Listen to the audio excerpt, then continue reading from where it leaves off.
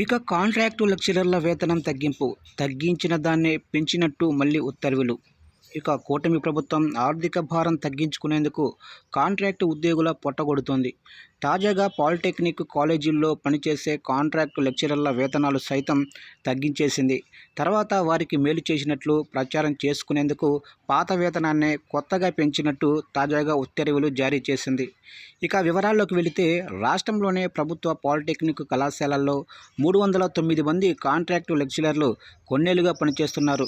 వీరికి 2022లో వైఎస్ఆర్సీపీ ప్రభుత్వం పీఆర్సీ అమలు చేయడంతో నెలకు 61,960 వేతనం పొందుతున్నారు.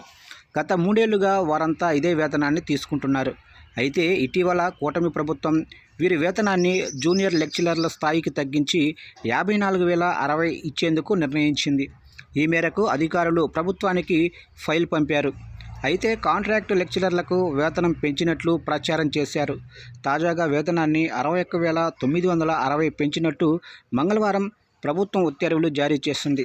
గత ప్రభుత్వంలో 12 నెలల వేతనం అందుకుంటున్న వీరికి కూటమి ప్రభుత్వం 11 నెలల సేవలకే పరిమితం చేసింది. నో సర్వీస్ నో పే పేరిట 2025-26 విద్యా సంవత్సరం నుంచి మే నెలకు వేతనం ఇచ్చేది లేదని తేల్చి చెప్పింది. అయితే గత ఏడాది మే నెలలో పనిచేసిన వేతనం ఇవ్వాల్సి ఉన్నా ఇప్పటిదాకా ఇవ్వకపోవటం గమనార్హం.